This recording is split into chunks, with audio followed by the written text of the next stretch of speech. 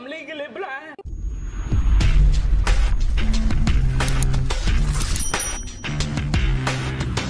Hey everyone, Thordan Smash here, and today we're going to be talking about a new meta coming to Apex Legends with the scanning legends. Of course, we're also going to be talking about a new collaboration and brand new teasers that are on the way that were just released the other day. We're also going to give out 45 bucks. All you got to do is like, comment, subscribe. You guys know the drill. But without further ado, Ragnar, take it away.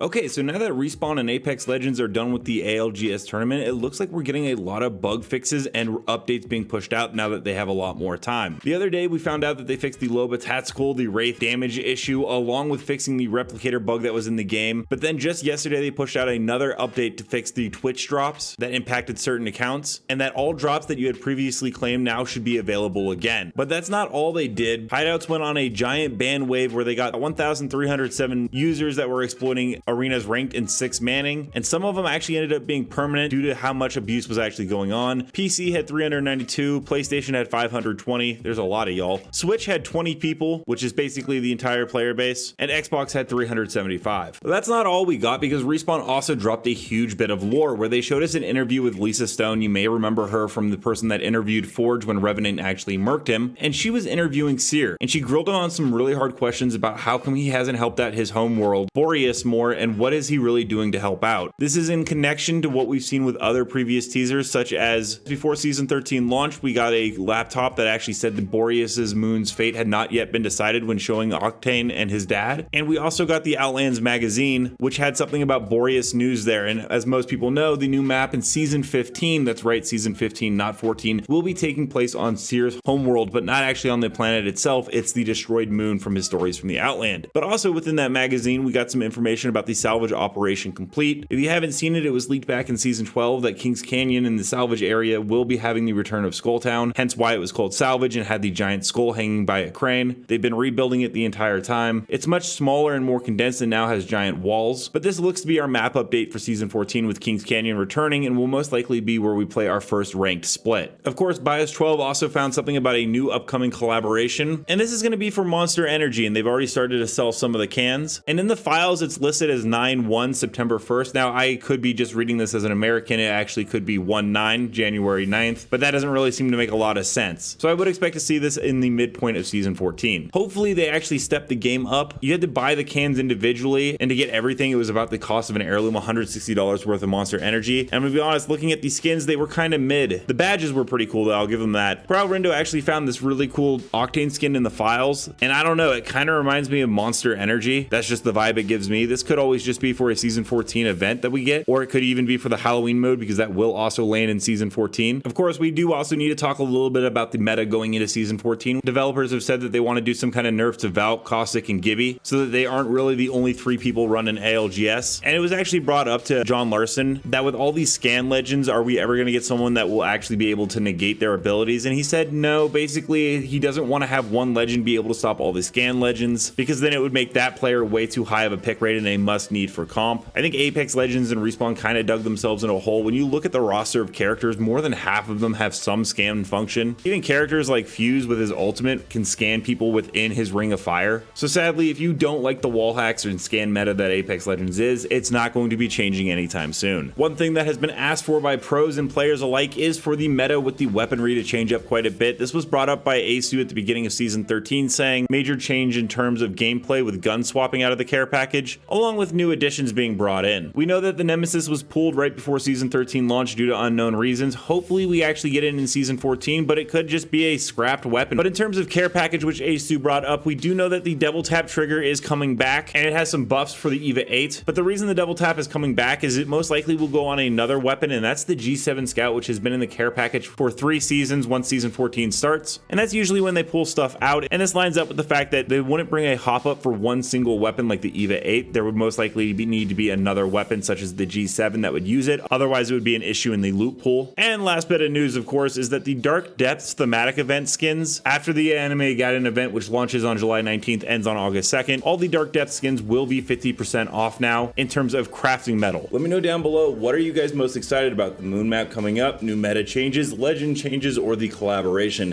And until next time, legends, keep slaying in the Outlands, and we'll see you out there.